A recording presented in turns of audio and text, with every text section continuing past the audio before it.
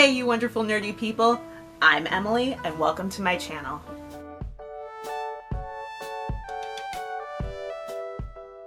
So today on NerdGirlMagic we're going to talk about booking your Disney trip and affording it. So for me and my husband, it's very important that when we do plan out a Disney trip, we start our planning the second we get on the plane to come home from our last Disney trip. Now, if this is the first Disney trip you're planning, then that doesn't quite apply, but you can start planning it today, even if you're more than 499 days out from that trip. And why is 499 such a big number and why do you need to remember it? Well, because that's when you can start actually booking your trip. But first we have to talk about step one. You need to figure out with your partner or yourself how much you can comfortably put aside every month in order to afford this trip. And what do I mean by that? So every month my husband and I sit down and we go, okay, with each of these checks, we're going to put X amount of money away.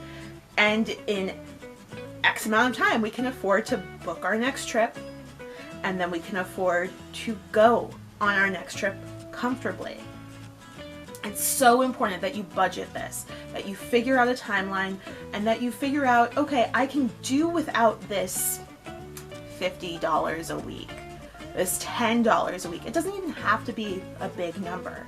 Just start squirreling it away. This part is also incredibly important. Pick out your goal resort.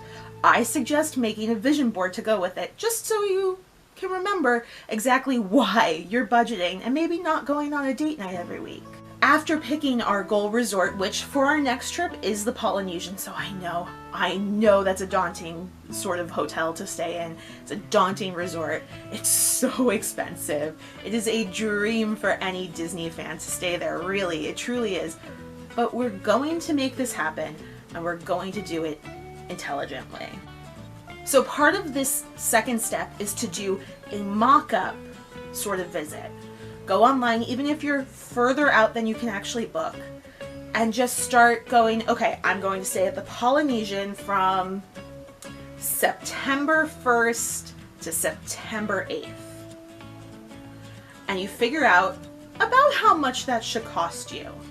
In addition to that, don't just book your room, don't just look at your room stay, but also look at if you want to add the dining plan, if you want to add park hopper tickets, or just single park tickets. All of this will affect your end total.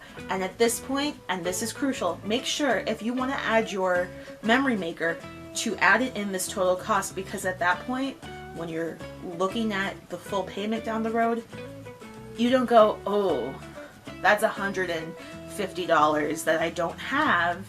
It's already budgeted in there, and I actually think it's like $160. It's already budgeted for you. You know how much you're going to spend on that. It's 499 days out from your intended date of arrival. 499 days. And why is that number so special? Well, that's the day that you can start actually booking your trip online with Disney. My husband and I would always prefer to book online because when you book online versus booking over the phone, you pick your hotel, you pick the nights, then you pick, do I want park hopper tickets or regular tickets? That goes into the cart. Then you figure out, ooh, do we really want the dining plan? And for me and my husband, it's crucial that we do the deluxe dining plan. We like to take out about 3 hours every day to just sit, relax, and the deluxe allows us to do that while also getting some food and a nice break from the parks. You add that to your cart, and then finally, I believe it's Memory Maker, add that to your cart if you really want it. Now, annual pass holders, you get this included with your stay because it's one of those really nice perks of having an annual pass. So, you're at your cart, you see it, You see how much it's going to cost, and you know that you can comfortably do that because of the way you're saving. So you purchase it, $200 down at that 499 day mark. And congratulations, you're going to be going to Disney. There's a dog barking.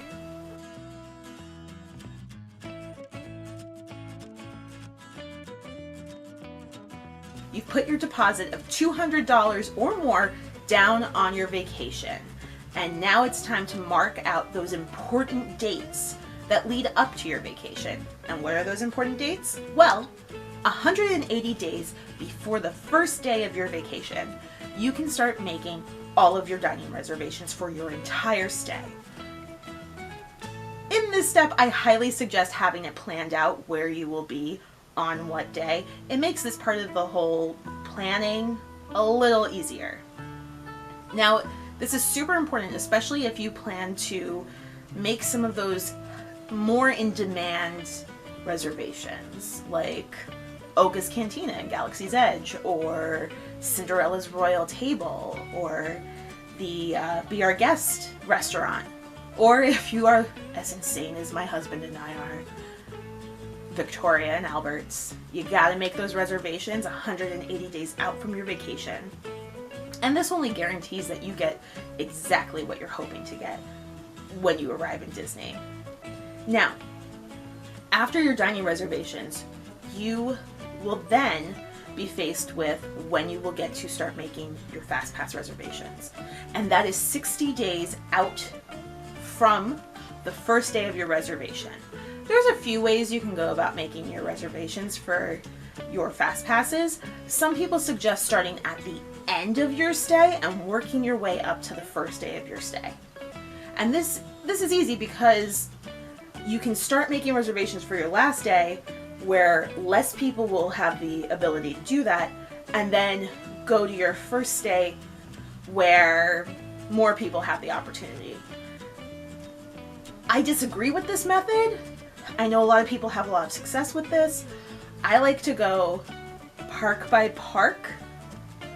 What is most important to me? Now, that means that if my first day in a park, the most important ride for me is Seven Dwarfs Mine Train. It's a very difficult ticket to get, so I get that fast pass first, I make sure I have it, and then I go, okay, the next most important fast pass is Flight of Passage. I make that reservation. Then I go down with the order of what is most important to me and my family. That works for me. Do what works for you. Now, the very final, very important date is 30 days out from your reservation. 30 days out from your reservation, you have to make sure that your entire trip is paid for.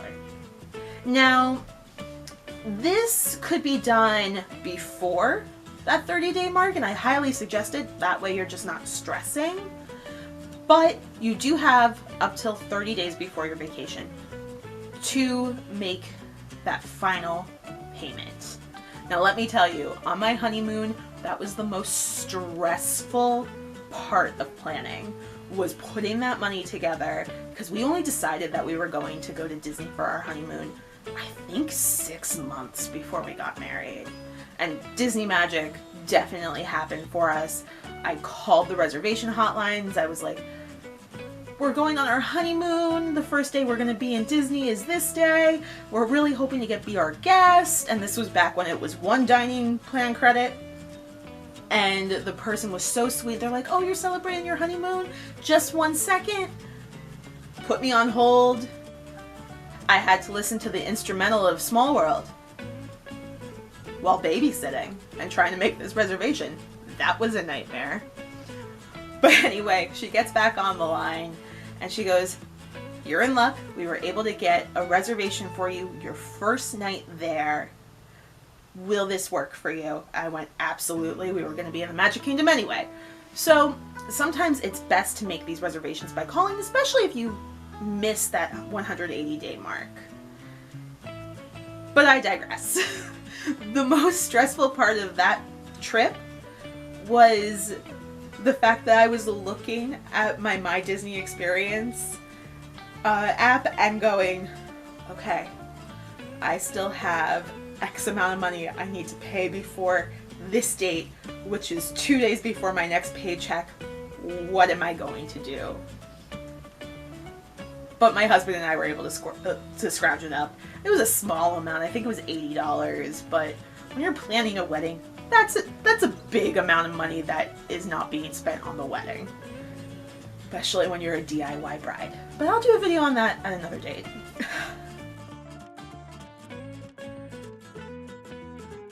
You've done it. Congratulations. You are going on your Disney trip, whether that means getting to the airport, sitting on an airplane, going to sleep and waking up in Orlando, or driving down. You've done it. You made your reservations at the resort that you were hoping to make it at because you were smart and did it 499 days in advance.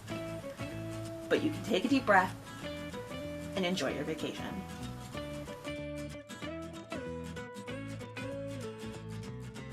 Okay, and here are some bonus tips that my husband and I find incredibly helpful.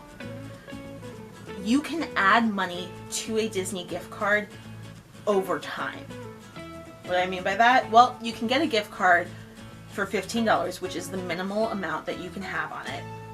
And then, say, every week over the course of a few months, add $15, which again is the minimum, to that card by going to a Disney gift store, putting your blinders on, walking straight to the counter, because this is how I spend too much money at Disney, because I find Miss Piggy or Percy and they're on sale, so I buy them and then add money to my gift card. But put your blinders on, go straight to the counter, and if your Disney store doesn't know how to add the $15 to the gift card, they can call up other Disney stores, and in fact, that is what my Disney store did the first time we added money to our gift card. But it worked. It was great. And it made our trip so much easier last time. So we currently have quite a few gift cards going. The first gift card is one specifically for Victoria and Albert's. Now, Victoria and Albert's does not take the Disney dining plan, and it is a very expensive restaurant. I had a friend tell me that she spent the equivalence of 1 month's rent in New York City on a dinner for her and her husband. Whew, that's a lot of money. Anyway, they do accept Disney gift cards because they are still a Disney restaurant. My husband and I have a gift card specifically for Victoria and Albert's so that we don't have to worry about putting all that money on a credit card at the end of a meal. That is specifically tailored to us. So we have our Victoria and Albert's one, which will also include the tip. We have one specifically for room charges. Now, what are room charges when it comes to Disney? Those are very specific for us. They are very specifically only the tips. Now, I did mention that we always do the deluxe dining plan, which allows us to do 3 sit-down meals a day while we're in Disney. So as a result, we rack up tips pretty quickly. When we were on our honeymoon, we were able to pay for them all at once, all at the end. Our last trip, we didn't realize, but Disney had changed that. And anytime I believe you hit $100 on room charges, Disney holds money from your attached card, which was my debit card. And eventually, if you're not keeping track of that, you will get a little alert from your bank saying you're spending too much money, which I then had to go and remedy. I will talk about my Animal Kingdom panic attack in another video. Anyway, so we've learned better. Every time we go to a sit down, we now give them our gift card at the end of the meal and say, please put the tip on that. They're accommodated. They will do that. So that's 2 of our gift cards. The next gift card is specifically for what might be the last time we drink around the world. So we are going to be going during a food and wine festival, which was amazing, and I'm so looking forward to doing it again. In our next trip, for my 30th, I happen to be a September birthday, we'll be going for a food and wine festival. And I very smartly decided to make a gift card on our last trip specifically for drinks. And it couldn't have worked out better. My husband and I were both able to get drinks while we ate around the world. And then also go to Trader Sam's and both get some of their specialty cocktails because we have that gift card. I highly suggest doing that if you're a drinker. If you're not a drinker but you like snacks, you can make that your snack card, which I may or may not have also used that as. So that's 3 of our gift cards. We still have 2 more that we're adding to because we're crazy. The other 2 gift cards are the last ones we will be adding to. Both of them were purchased while we were in Disney World. And my gift card and his gift cards, so that's two gift cards for both of us, are both for our souvenirs. I have no idea how much money will be on that by the time we get to Disney World, but the Disney gift cards have a limit of $1,000. So if I magically squirrel away enough money to put that on that card, I will be coming home with a lot of art. And I'm so excited for all the Haunted Mansion art. Anyway, Disney gift cards, great way to save for all those miscellaneous little things on your Disney trip without breaking the bank. Also, if you load your Disney gift cards onto the Disney gift card webpage, you can consolidate gift cards. So for instance, my family and my husband's family know that we like to go to Disney a lot, and as a result, we tend to get Disney gift cards at different holidays or birthdays, which is amazing because I can just add that to my online profile and then move it over to whatever gift card we are actively working on saving. And we're that much closer to whatever goal that we have placed upon that gift card. Anyway, I hope that you liked this video about how my husband and I managed to plan our Disney trips, as so many of our friends say that we go a lot, even though we've only gone twice as a couple, but that's only been since we've been married. And we've only been married for 1.5 years, so maybe that is a lot.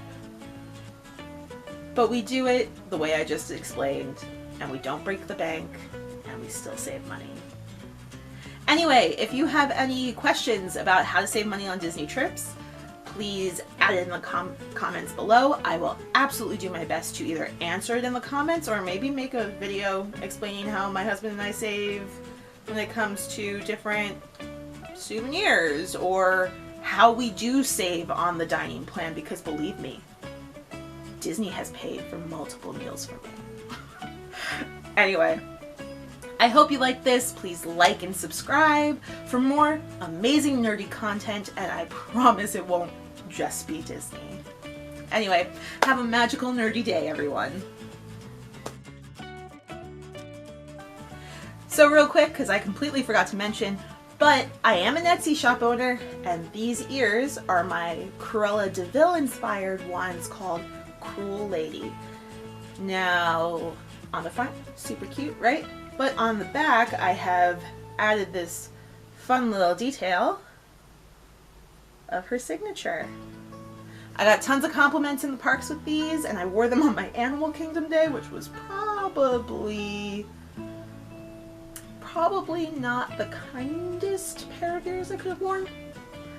But anyway, I hope you enjoyed these ears. Please go and like my Etsy shop.